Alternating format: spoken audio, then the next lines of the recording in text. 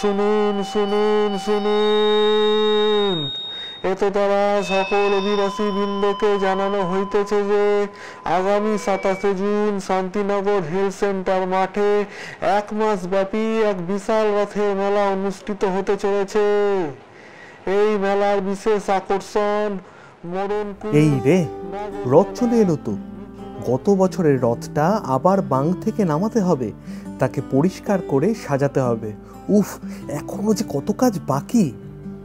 বাং থেকে রথ নামিয়ে তার গায়ে জড়ানো আনন্দবাজার খুলে দেখি, কি রথের মাথায় থাকা পতাকা আলগা হয়ে ঝুলছে। বাঁ দিকের চাকার কোন উইয়ের কামড়ে ক্ষত বিক্ষত।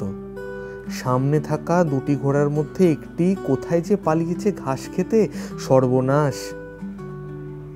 এই রথ নিয়ে রাস্তায় বের হলে মান সম্মান আর থাকবে না, প্যাক খেয়ে খেয়ে রাজহাঁস হয়ে যাওয়া আর কি।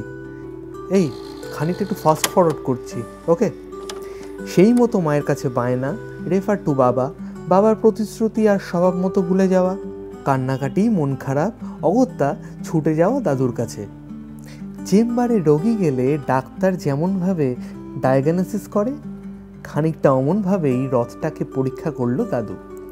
তারপর কাঠের আলমারির তলা থেকে বার করলো তার যন্ত্রপাতি। কাঠ পেরেকের ওপর হাতুড়ি ঠুকে কাঠের গুঁড়ো আঠা দিয়ে চাকায় লাগিয়ে অবশেষে ঘন্টা খানেকের অপারেশনের পর বেডে মানে থুড়ি রোডে নামানোর মতো পর্যায়ে এলো খানিক। সেই সময় মানুষের বাড়ি মানুষের আসা যাওয়া লেগেই থাকতো। সন্ধেবেলা বাড়িতে হাজির ছোট পিসি আর পিসে মশাই। ডাক পড়লো আমার, আর পিসে মশাইয়ের ব্যাগ থেকে বেরিয়ে এলো লাল, হলুদ, সবুজ রঙের কাগজ। তারপর আর কি, স্টিলের কানা উঁচু বাটিতে অ্যারারুট জাল দিয়ে তৈরি হলো আঠা। তারপর সেই রং বেরঙের কাগজকে মাপ মতো কেটে আঠা দিয়ে জুড়ে সাজানো হলো রথ। সরু করে কাগজ কেটে একটার সাথে আরেকটা টুকরো গোল করে জোড়া লাগিয়ে বানানো হলো শিকল। রথের ওপরে থাকা পতাকা থেকে নিচ পর্যন্ত তাকে ঝোলানো হলো টান টান করে। পরের দিন দুপুর দুপুর মানে যেদিন রথ সেই দিন পাশের বাড়ির বাগান থেকে তুলে আনলাম ফুল, রঙ্গন ফুল, এছাড়া বাহারি পাতা, কাগজ ফুল, আরও কত কি। এই সব কিছুর মিশেলে সত্যি বলতে কি কেউ ধরতেই পারবে না যে রথের অবস্থা বেহাল ছিল। সবই তো হয়ে গেল, এবার পালা প্রসাদের।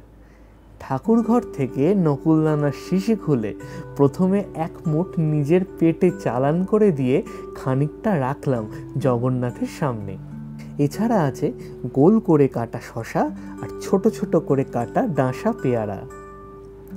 এই সব জোগাড়যন্ত্র করে যেই না বের হতে যাব, ব্যাস বৃষ্টি। আর আসার সময় পেল না। ওই দেখো, ওই দিকে রোদ আর তার মধ্যে বৃষ্টি। মা বলে নাকি এই দিনে শেয়ালের বিয়ে হয়। খানিক বাদে বৃষ্টি কমে গিয়ে ফুটফুটে রোদ উঠল। বাড়ির সামনের পুকুরের পাশে পেয়ারা গাছের মাথায় দেখা মিলল রামধনুর। বৃষ্টির জন্য খোয়া ওঠা রাস্তার মাঝে মাঝে জল জমে আছে। খানিকটা রাস্তা রথ টানতে গিয়ে ঘটল বিপত্তি। জগন্নাথ যে উল্টে গেছে, তাই আর রিস্ক বেশি না নিয়ে হাতে রথ তুলে ঘুরতে লাগলাম পাড়া। এর ওর বাড়ি গিয়ে কলিং বেল বাজানো, প্রসাদ দেওয়া, কেউ রথ টানতে চাইলে তার হাতে দড়ি দেওয়া, আর সর্বশেষে দক্ষিণা। 8 আনা, 1 টাকা, 2 টাকা, কচ্ছিত কদাচিৎ কেউ 5 টাকা। উফ, ভাবা যাচ্ছে না সন্ধেবেলা মেলায় গিয়ে জিলিপি, জিভে গজা, মাটির পুতুল। বিরক্ত লাগতো তখন যখন দেখতাম ওই সব টাকার মধ্যে মিশে আছে 25 পয়সা। একবার ডিপলি চিন্তা করে দেখুন তো, মানা কি যায়? সেই সময় মনে হতো এটাই তো প্রথম উপার্জন করা টাকা, নিজের টাকা। পরে অবশ্যই জেনেছি পৃথিবীতে সবচাইতে বড় ব্যবসা হলো এই ধর্মেরই। সন্ধ্যাবেলা বাড়ি ফিরে হাত মুখ ধুয়ে সেজে গুজে দাদুর হাত ধরে ছুট লাগাতাম মেলার দিকে। 2.5 পাকের জিলিপি, চিনি শিরায় ভাজা জিভে গজা, উফ অমৃত। বৃষ্টির জন্য মেলার মাঠের অবস্থা বেহাল। মাঠের দুধারে নানান রকমের দোকান, হিন্দি সিনেমার গানের শব্দ ভেসে আসছে সেখান থেকে। কোথাও হরেকমাল 6 টাকা, আবার কোথাও টেপ রেকর্ডারে বাজছে আচার স্টলের বিজ্ঞাপন। ওই তো কাঠের নাগরদোলা, 5 টাকা টিকিট।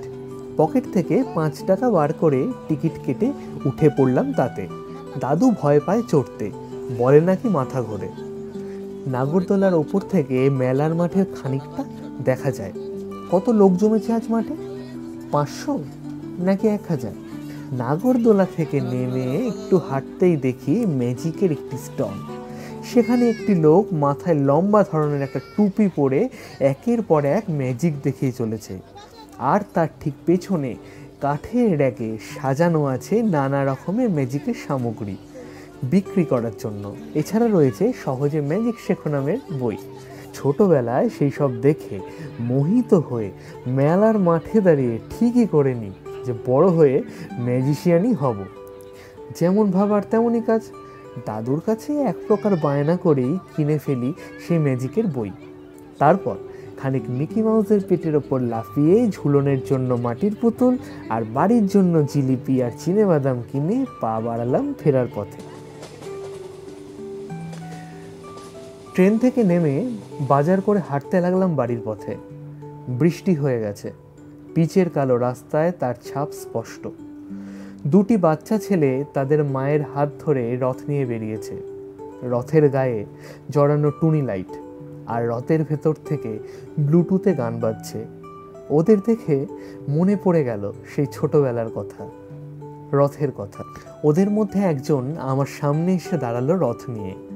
রথের ভেতরে থাকা বাটি থেকে প্রসাদ বার করে এগিয়ে ধরলো আমার দিকে। গোল করে কাটা দুটি শসার টুকরো। হাত পেতে সে প্রসাদ নিয়ে মুখে দিয়ে দেখি শসার গায়ে লেগে আছে গলে যাওয়া নকুলদানা। আপনার জীবনেও যদি এমন কোনো গল্প থেকে থাকে, কমেন্ট বক্সে ভাগ করে নিন আমাদের সাথে, এবং চ্যানেলটিকে সাবস্ক্রাইব করে নস্টালজিয়ায় বাঁচুন। তাহলে আবার দেখা হচ্ছে পরের সপ্তাহে স্টেশন অফ মেমোরিজে, যেখানে কিছুটা কল্পনা আর বাকিটা নস্টালজিয়া।